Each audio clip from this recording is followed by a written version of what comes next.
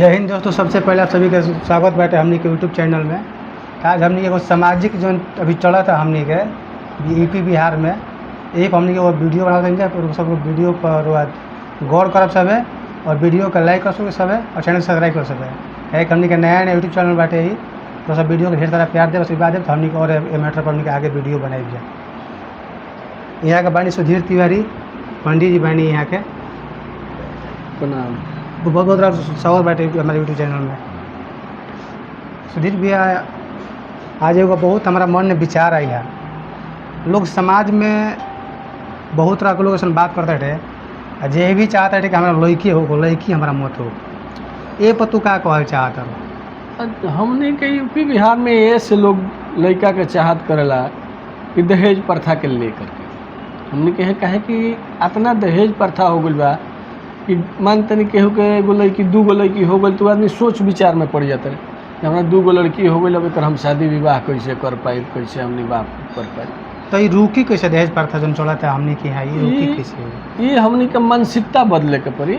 रुके के दोसर कारण नहीं, मानसिकता सब अपन बदल दे तो एक आदमी तो पूरा बिहार यूपी के मानसिकता चेंज नहीं कर सकल। सब ही वीडियो अपन यही खातिर बनावल जाओ कि वीडियो देख के आदमी अपन मानसिकता चेंज करस। कहीं हमने के बिहार में लड़की के कमी होकर जा रहा है।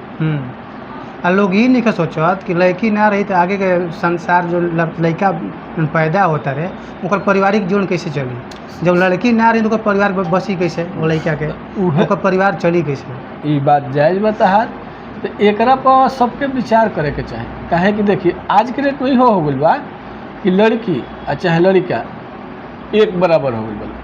हाँ, लड़की के ऊपर अब बोझा नहीं खींचा हो। जे सोचा था कि हमारा ऊपर बोझा और वो 2 साल के बाद लड़का बोझा हो जाइलो, लड़की ना बोझा हो। ये सब हर क्षेत्र में रहते हैं कि डॉक्टरी लाइन हो चाहे पुलिस हो चाहे फौज में देखा तनी रहुआ चाहे डॉक्टरी लाइन में देखा तनी, हर लाइन में पायलट भी हमनी के देश के लड़की बड़ी सन। हमनी के हर राज्य के हमनी के जहाँ तक देश के राष्ट्रपति तक एगो लड़की है बाड़ी द्रौपदी मुर्मू।